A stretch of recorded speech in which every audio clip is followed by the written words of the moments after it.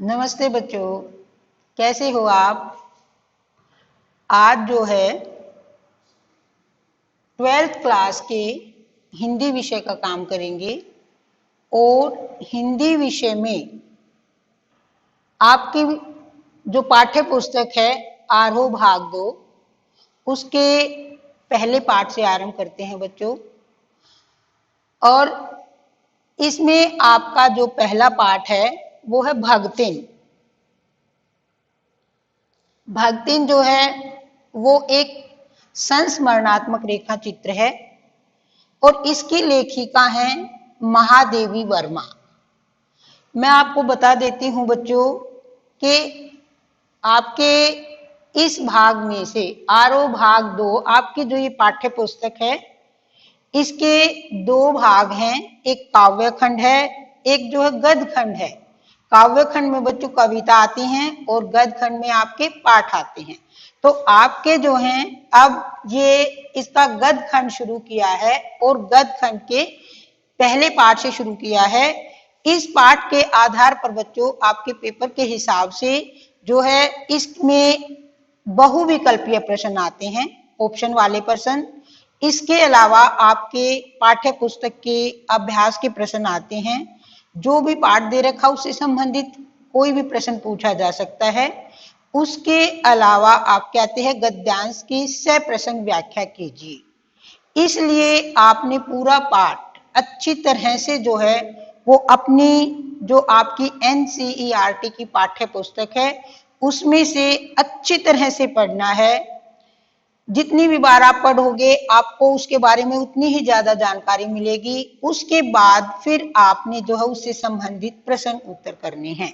तो अभी जो है इस रेखा चित्र के माध्यम से ये भगतिन एक संस्मरणात्मक रेखा चित्र है, इसका थोड़ा सा परिचय जो हम पहले करेंगे और उसके बाद इससे संबंधित प्रश्न उत्तर करेंगे। तो आप जो है ये करने से पहले एक बार अपनी पाठ्य पुस्तक में से इसको जो है वो जरूर पढ़ेंगे।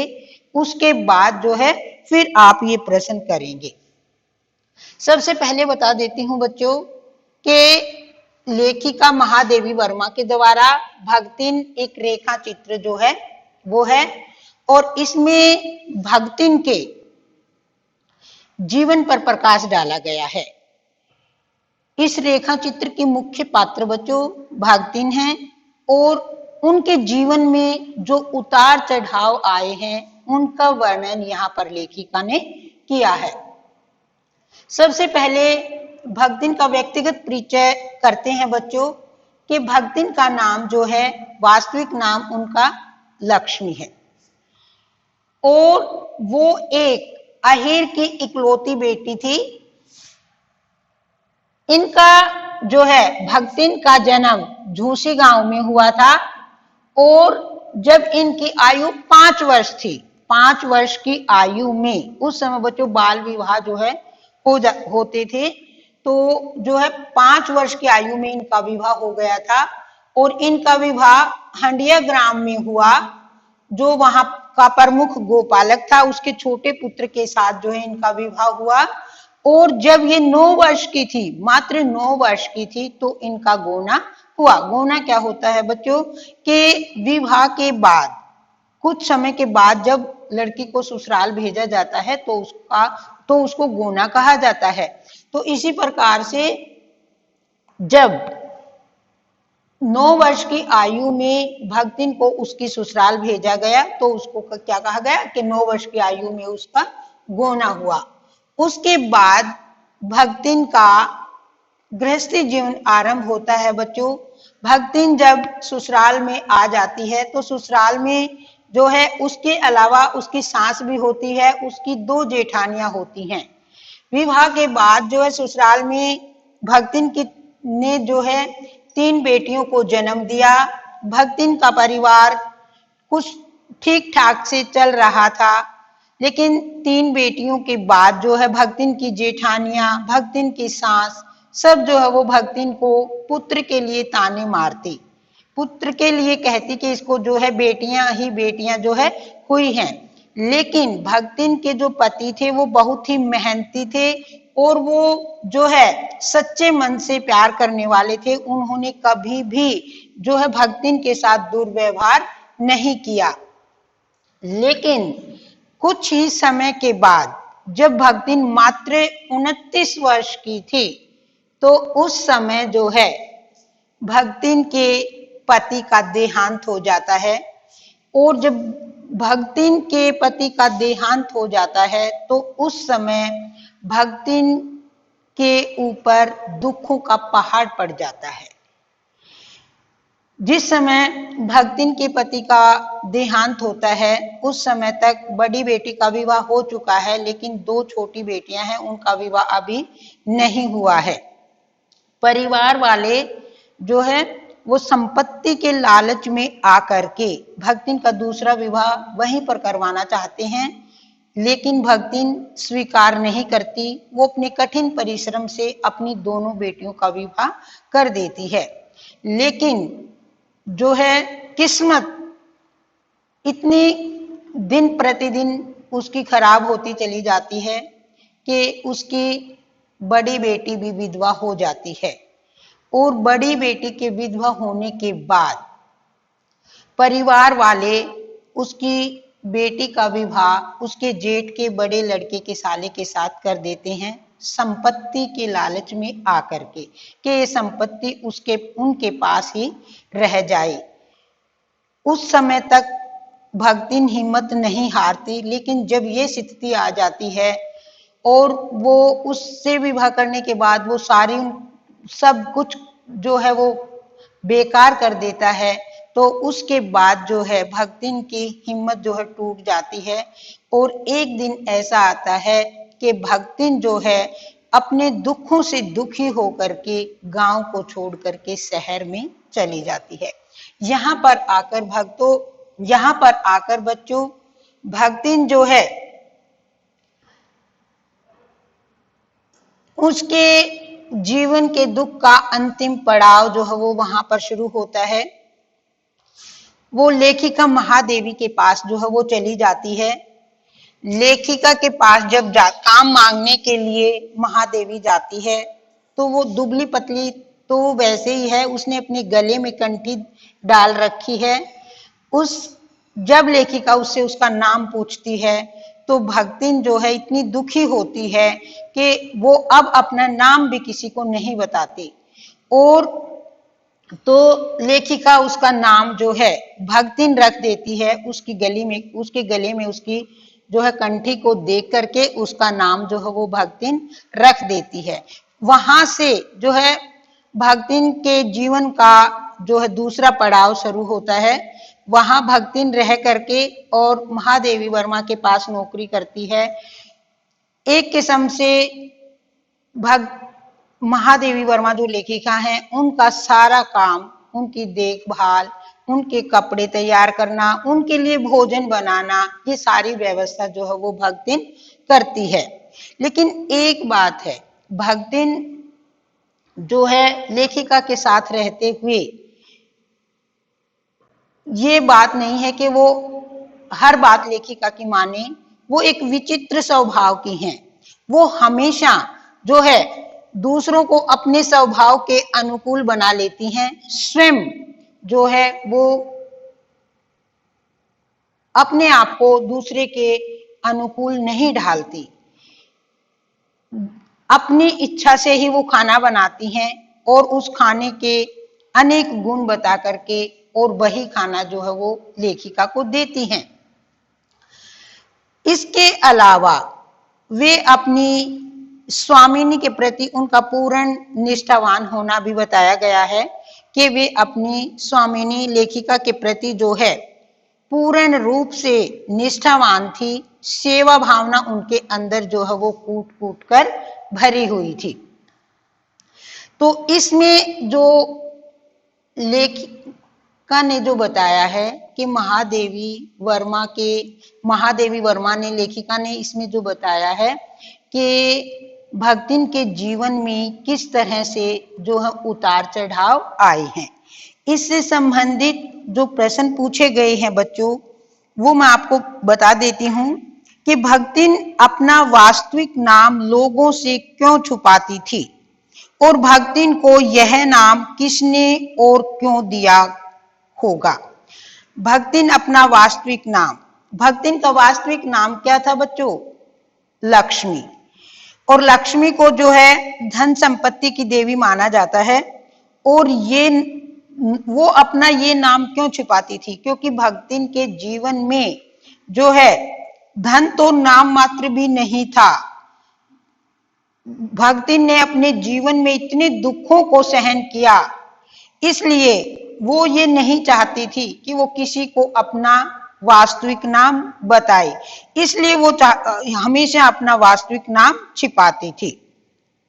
और उसको ये नाम किसने दिया?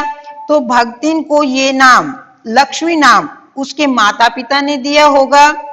और माता पिता ने उसको ये नाम क्यों दिया होगा? क्योंकि इस नाम के पीछे जो है उनकी स्नेह भावना रही होगी। उन्होंने ये सोचा होगा कि उनके अपने घर में धन का आगमन हुआ है, लक्ष्मी का प्रवेश हुआ है, तो इसलिए उन्होंने अपनी बेटी का नाम जो है वो लक्ष्मी रखा था।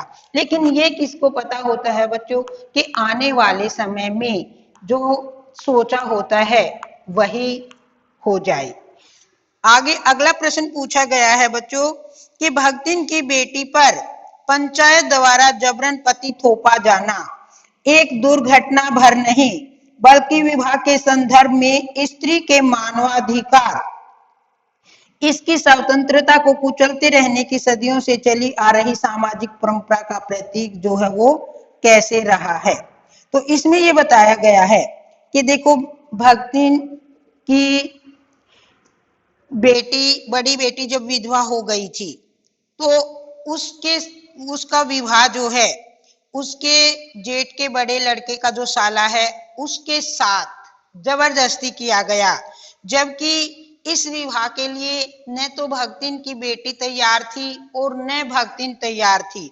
तो यहाँ पर जो है ये बताया गया है कि गांव की पंचायतें हमेशा लड़कियों के सवर को दबाने का काम करती रही हैं, जिससे भक्तिन की बेटी के समान कोई भी लड़की विरोध करने का साहस नहीं करती।